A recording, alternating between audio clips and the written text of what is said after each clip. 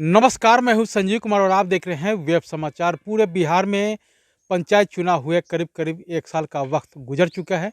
विगत 1 वर्षों में जो वर्तमान के मुखिया हैं उनके द्वारा क्या कुछ डेवलपमेंट यानी विकास का काम किया गया, साथ साथ कुछ सुरक्षा को लेकर, संविधान को लेकर और अधिकारों को लेकर के हम लोग चर्चा पर चर्चा करेंगे।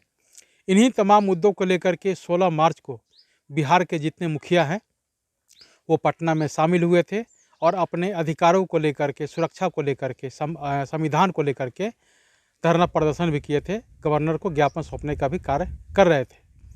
तो अभी हम लोग आए हुए हैं गया जिला में टेकारी प्रखंड पड़ता है और पंचायत का नाम है पूरा। और यहाँ के जो वर्तमान मुखिया हैं सविता देवी जी हैं, सविता कुमारी।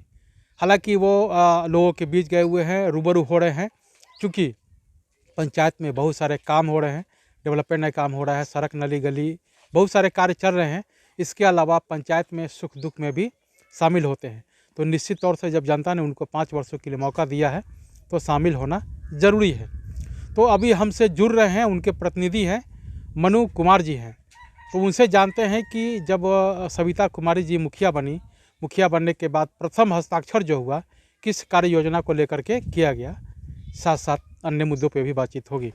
पहले तो आपको वेब समाचार में बहुत बहुत स्वागत करते हैं मनु जी। अच्छा, ये बताइए कि सविता जी जब मुखिया बनने के बाद प्रथम हस्ताक्षर जो हुआ इनका किस कार्य योजना को लेकर के किया गया? वो तो नागरिक को विकास करने के लिए हुआ, गांव को विकास करने के लिए हुआ जी। सरकारी योजना में काम काज करने के लिए, बढ़ाने के लिए, जो बूढ़े बुजुर्ग लोग हैं वृद्धा पेंशन के लिए, राशन कार्ड बनाने के लिए, पानी उनी का व्यवस्था करने के लिए। पहला हस्ताक्षर किस कार्य पे हुआ है जी? बोलिए। पहला तो शपथ ग्रहण के लिए हुआ। नहीं, शपथ ग्रहण के बाद पहला जो कलम चला मुखिया जी का किस सरकारी योजना पे चला? सड़क नली गली? वो तो नली वाला पर चला, नाली वाला पर। यही मेरा सवाल है। हाँ।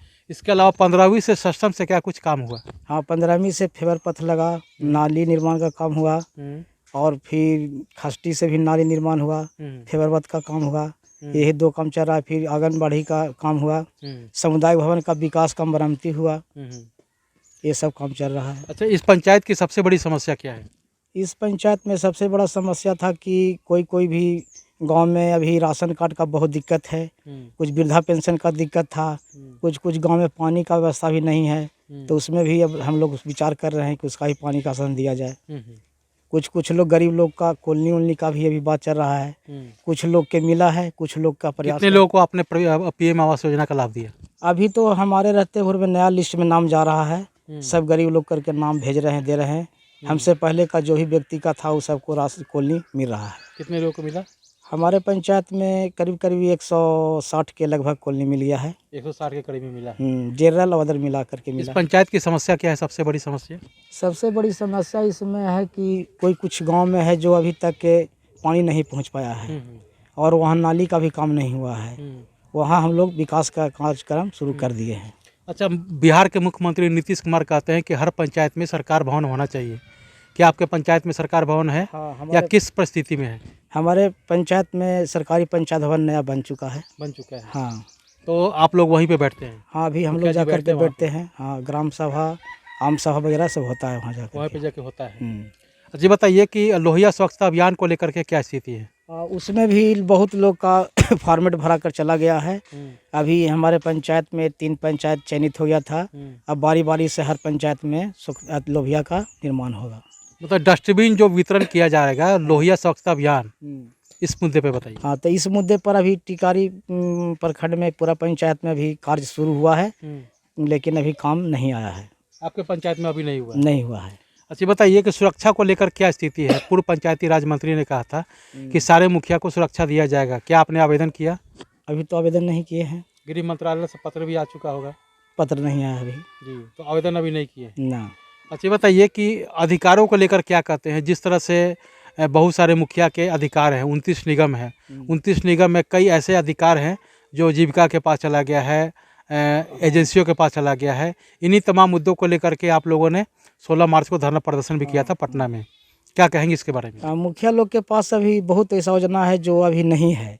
मात्र 2, 4, 5 योजना ही रह गया था। जिसे चापाकल था वो भी मुखिया के तरफ से हट गया। और कुछ काम था वो भी हट गया है। अब तो 4-5 ही चीज़ मुखिया के अंडर में रह गया है। नल जल भी पीएचडी के द्वारा चला गया है। जी। अच्छा, ये बताइए कि भारत का संविधान एक है, कानून एक है, फिर अधिकारों में भेदभाव क्यों? एमपी एमएलए को हर तरह का सुविधा मिलता है, मोबाइल खर्च, पेट्रोल खर्च, ऑफिस खर्च, प्यून खर्च। ये तो सरकार किस तरह से प्रावधान दे रही है तो उतना जानकारी हम लोग के पास नहीं है अभी। नहीं, संविधान एक है, कानून एक है, उनका भी कार्यकाल 5 साल का है, तो आपका भी कार्यकाल 5 साल का है।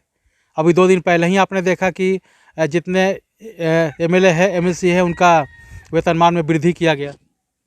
तो आप लोग के भी मानदेय जो मिलता है 2500, इसमें तो वृद्धि होना चाहिए ना। हाँ, और आप लोग का कार्यकाल जब समाप्त हो तो पेंशन शुरू होना चाहिए।